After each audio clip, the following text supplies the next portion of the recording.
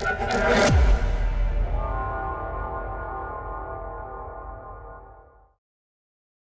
what's going on? We're back with some more of the First Descendant. Got some more solo hard mode content for you here. This is with Freyna, rocking my Toxic Stimulation bossing build. This thing is an absolute destroyer. Freyna is an absolute monster. So you got Executioner all the way through to Pyromaniac. The build isn't done yet. I don't have my weapon fully kitted, you know, to really get the DPS that I need out of this build. That being said, it absolutely slaps. Again, Executioner to Pyromaniac, the longest boss battle you see here is, you know, 12 seconds. So, yeah, you guys appreciate these videos. You like what you see here. As always, please feel free to sub to the channel and smash that like button.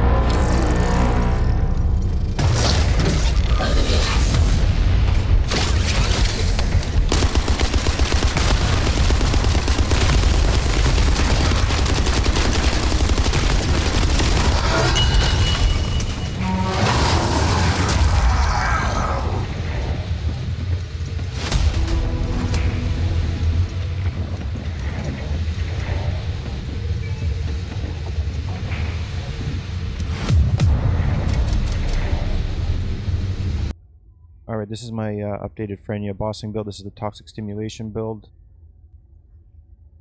I'll just go over it real quick. It's nowhere close to complete, missing a few components, so we could definitely do better in this build. It's good through Execution or through Pyromaniac. Anyway, so this is the update. This is my build that I currently have. So again, you want a Toxic Mechanics reactor, you want to spec into tech, you want to have an ultimate reactor, you want to have a weapon that's synergized as well. Again, I have an Excava build that I've put together for Freyna.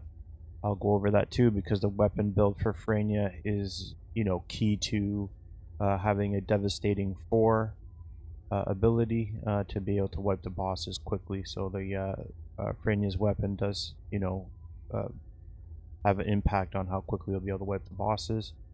So again, I built mine around my assault rifle. This is a very bad roll on the reactor, but it does have some additional skill attack when attacking Colossus. That's what we want. We want that in gold. Chill power is completely useless for me on this reactor. It's the only one I've got though that runs with the assault rifle to take advantage of it. We want skill cooldown, skill duration, or additional tech, power boost on that bottom roll is what I would want with the Colossus. So still farming for a better reactor on that. That's the one I've got. Those are the options that you have with it. Run the 4-piece Slayer in the boss battles. So the weapon, again, it's my Excava. Obviously, Freyna, I'm sure everybody knows she's got tons of weapons. I think the Secret Garden is her meta weapon. There's an Enduring Legacy, all those ones. This is the one I could get up to the full max, fully enhanced to its 4 slot capability. Bottom there. This is the build. So Freyna is totally different than carrying the gun normally. I don't use this build for just running around. This is my normal if I was running it with any other Descendant, but Freyna with her 4, you need to spec into fire rate and increased magazine size. So speccing into those 2 things, fire rate and increased magazine size in my Excava, increases the fire rate of my 4 and the magazine size of my 4. So, but again, anything that will support increased rounds per magazine, increased fire rate up, are going to increase your 4 and allow it to fire better. So again, this is my build. Again, it's I still got to level it up quite a bit, and I leave an open slot here for, again, when you're going to fight your in an area, you can spec in each enhancement into this slot I left open, so that I can move it to fire, toxic, chill, whatever I need for whatever battle I'm going into, to just increase or have at least an element against that that boss, or an increased advantage within that area. So I leave that always open for an elemental slot, or increase elemental attack damage slot. That's the build though. So Freyna does have to be built a little bit different with her main weapon, especially when popping her 4. And then this is the Toxic Stimulation. Yep, so this is the Toxic Stimulation build. These are the modules for it. Again, I can probably do a little bit more min-maxing, but again, this is kind of where I was happy with it in general. So again, Toxic Stimulation, you pop your 2, it just grants you the Plague Body Armor. It just helps, if you're with, a group, it's beneficial to them.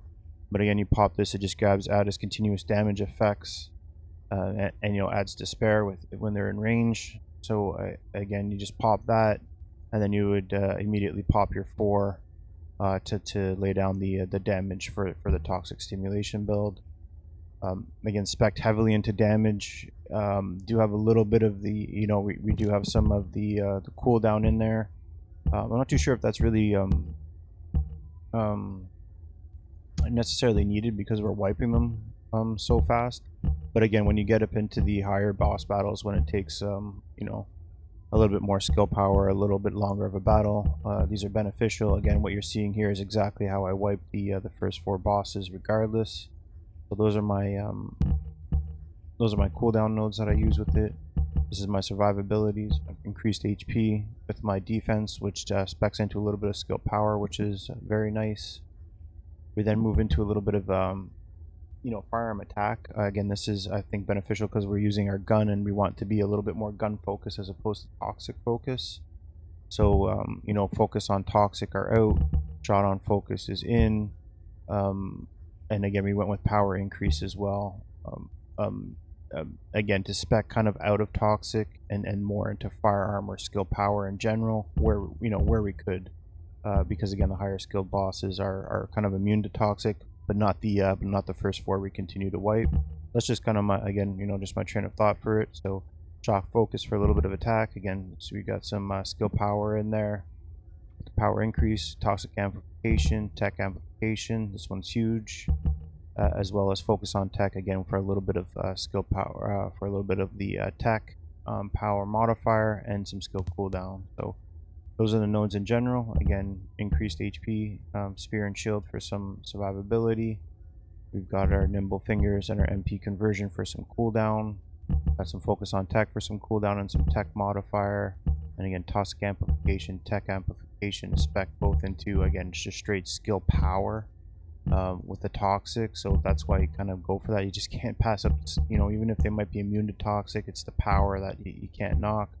Power increase for a little bit more power in there as well. Shot focus for some firearm attack, and then again you want to end all of this all off with dangerous ambush. So while they're knocked, and you know they're not quick when you get this going, you know they're not targeting you. You get to 24 as soon as they're on the ground. It's an extra 50% skill power. So especially when you're wiping them. If you were going to go into a longer battles, things that were wiping you, I think walk a tightrope, one that I'm working on, that is a good option for dangerous ambush if the battles drag out.